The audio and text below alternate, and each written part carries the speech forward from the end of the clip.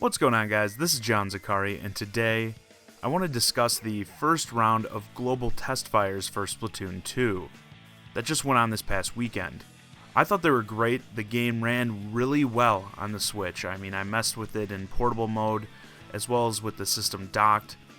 Both seemed very smooth, and I had a lot of fun, but the big problem to me isn't there always a problem with me, but it was that it ended in about an hour. One time they even flipped the Switch on me while I was in the middle of the game. Like, come on guys, at least let the last games finish up. And I think by providing more in the future Testfires, Nintendo can help improve awareness and subsequently sales of this game come this summer. Now to start, I realize that this is really more of a test of the games online rather than something meant for us players to enjoy, which is why the Global Testfires operate under such strict timing. But I think that Nintendo should consider something more frequent or long-term as far as letting people play this game going forward. Let me explain why I think this would be a good idea. First off, I constantly have people in the comments reminding me that, oh, don't forget, not everyone who owned a Switch had a Wii U, like that's some kind of sage-like revelation or something. Yeah, I would have never thought of it on my own. But in all seriousness, if you're one of these people that came to this complex conclusion, you'd realize that Splatoon is the major unique experience from the Wii U that these newcomers will not be familiar with. Let's be real, games like Mario, Zelda, Mario Kart, etc. Chances are most people have played some entry in these series throughout their lives.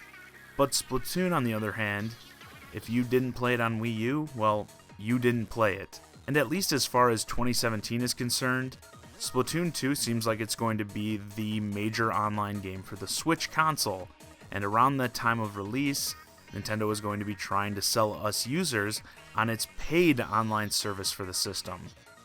And if you're not playing Splatoon 2, I think it's going to be a hard sell.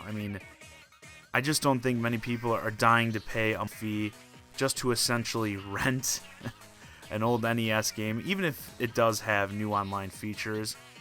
And while I do acknowledge that Mario Kart 8 is a game that's going to be online, and I'm sure it's going to get a lot of play from people, it's still a game that was available on the Wii U, had online on the Wii U, so I hardly see that as a selling point for the paid online service. Like I'm not dying to pay for this game to play it online when I was just playing it online for free. And these events should be hammered into the minds of Switch owners. Nintendo should be sending people email notifications, having banners for the preload all over the eShop. Hell, have notifications popping up in the main menu reminding players that the Testfires are coming up or that they're active. They should be doing everything they can to make sure as many Switch owners take part as possible. And in terms of the Testfires themselves, I'd like to see some more offerings in them. Now I get that these are supposed to be pretty bare bones, a sampling of sorts for players, but I'd like for people to be able to sample more of the game. Like, I'm assuming the Inkopolis hub is returning, so let players access a limited version of that. Put a couple of items in the shop so players can try on one or two outfits. I'm not asking for much here, but again, I'm talking about the more casual player and people who haven't played Splatoon 1.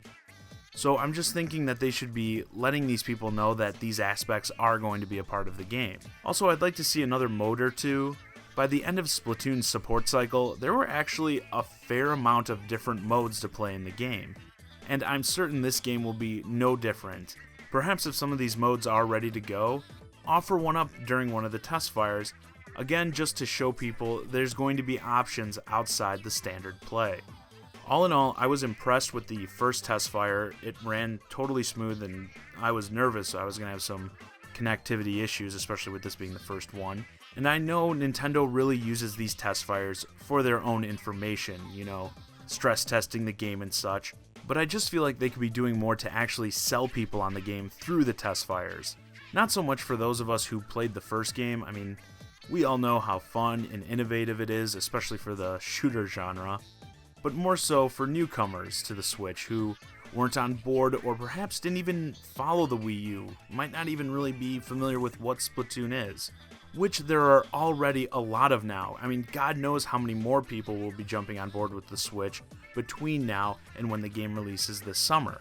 On top of that, Nintendo isn't just selling the game here. This is going to be their biggest reason to get people to pony up for the online service. So they actually have a lot riding on this game, which is why I'd like to see them doing whatever they can to raise that awareness and hopefully subsequently raise sales come this summer. And with that, this video is a wrap. Let me know your thoughts on the Splatoon 2 Global Testfires in the comments. Have you been playing them? Would you like to see a bit more out of the future Testfires? As always, I'm Zaccari, and thanks for watching.